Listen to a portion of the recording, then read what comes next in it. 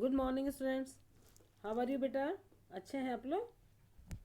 हमने जो है मैं और मेरा व्याकरण जो पुस्तक है हमारी सरस्वती प्रकाशन की, उसका पाठ 8 और उसका भाग 1, पाठ 8 का जो सर्वनाम है उसका भाग 1 हमने बहुत अच्छे तरीके से पढ़ लिया है और उसको समझ भी लिया है। आज हम बेटा इसका भाग 2 पढ़ेंगे और समझेंगे। भाग 1 में हमने पढ़ा कि सर्वनाम किसे कहते हैं। तो जिन शब्दों का प्रयोग संज्ञा के स्थान पर किया जाता है उन्हें हम सर्वनाम कहते हैं। और सर्वनाम शब्दों के भी वचन बदलते हैं। मैं से हम, मेरा से हमारा, और मुझे से हमें, मैंने से हमने, तू से तुम सब लोग, तुम्हारा तुमने, यह से ये, इसका से इनका, इन्हें से इसे से इन्हें, और इसने से इन्होंने, वह का वे, उसका का उनका, कोई का किन्हें, और जिसे का जिन्हें, किस और किसका का किनका, है ना। ये बहुवचन शब्द हो जाते हैं। और सर्वनाम के भेद कितने बेटा? 6 भेद हैं।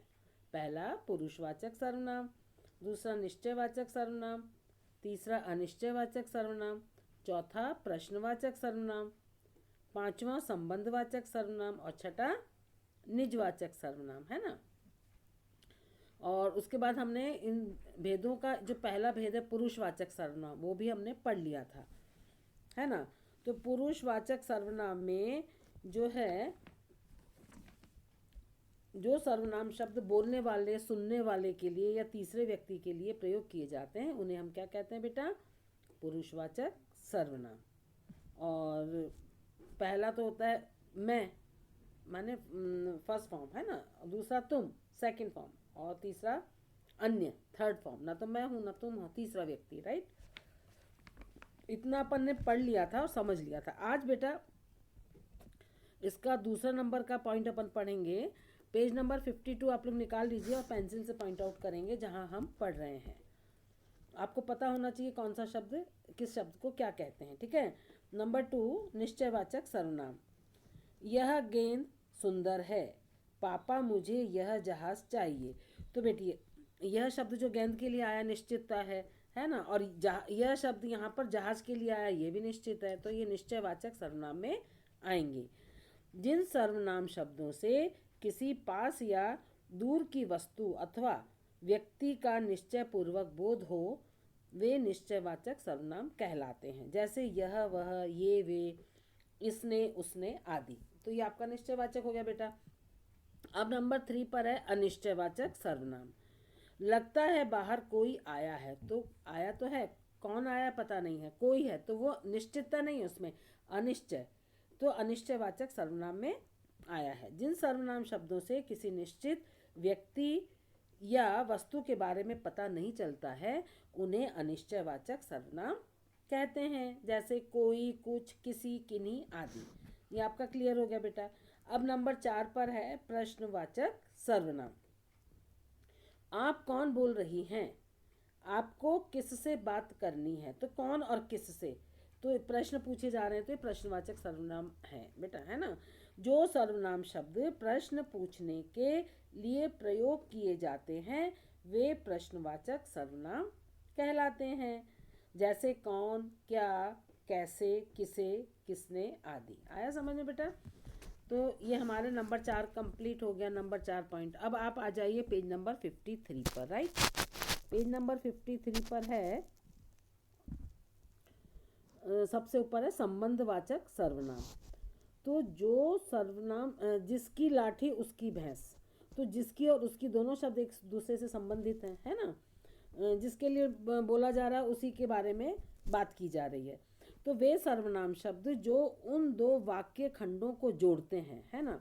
लाठी और भैंस दोनों को किसने जोड़ा? जिसकी और उसकी शब्द ने। जिनका आपस में संबंध हो उन्हें संबंधवाचक सर्वनाम कहते हैं। जैसे जो, सो, जिसकी, उसकी, जिसे, उसे आदि। आया समझ में बेटा? तो ये हमारे संबंधवाचक सर्वनाम कहलाते हैं। अब है नंबर 6, लास्ट इसका पॉइंट है निजवाचक सर्वनाम। मैं अपना काम स्वयं कर लूँगा, हाँ, मैं भी अपना काम खुद करती हूँ। तो स्वयं और खुद क्या, अपने खुद के लिए, सेल्फ, सेल्फ के लिए, अपने खुद के लिए, तो वो निजवाचक सर्वनाम में आएगा। निज माने सेल्फ होता है बेटा। जिन सर्वनाम शब्दों का प्रयोग काम करने वाला माने कर्ता जो है, जो सब्जेक्ट है, अपने लिए करता है, उन्हें निजवाचक सर्वनाम कहते हैं। जैसे खुद, स्वयं, अपने आप आदि। आया समझ में? तो ये पाठ हमारा यहाँ पूरा हो गया है और अपन इनको रिवाइज कर लेते हैं। आओ दोहराएं। संज्ञा के स्थान पर प्रयोग किए जाने वाले शब्द सर्वनाम कहलाते हैं और इंग्लिश में हम इनको प्रोनाउन कहते हैं। सर्वनाम के 6 भेद हैं। कौन कौन से हैं बेटा? पुरुषवाचक, निश्चयवाचक, अनिश्चयवाचक, प्रश्नवाचक, संबंधवाचक और निजवाचक। अब सर्वनाम शब्दों में भी एक वचन तथा बहुवचन होते हैं, है ना? यह का ये, इसका इनका। अब बोलने वाला अपने लिए मैं या हम का प्रयोग करता है, वो निजवाचक सर्वनाम में आ जाता। सुनने वाले के लिए तू, तुम, आप का प्रयोग किया जाता है ना? और पुरुषवाचक में भी मैं तो आएगा उत्तम पुरुष में, माने मैं स्वयं, फर्स्ट पर्सन, और तुम आएगा मध्यम पुरुष माने सेकंड पर्सन, राइट? और दूसरों के लिए यह, वह, ये, वे का प्रयोग किया जाता है, ये थर्ड पर्सन, राइट? न तो मैं हूँ न तुम हो। तो ये बेटा हमारा ये आज की कक्षा यहीं समाप्त होती है। आपका गृह कार्य यही है। पेज नंबर 52 53 को आप बहुत ध्यान से उंगली लगाकर पढ़ेंगे और समझेंगे, और इन दोनों पेजेस में से 4 या 5 प्रश्न बना के उनके उत्तर आप रफ कॉपी में लिखेंगे। यही आपका गृह कार्य है और बाकी का अपन कल करेंगे। बुक एक्सरसाइज इसकी करनी है अपने को, कल करेंगे। धन्यवाद।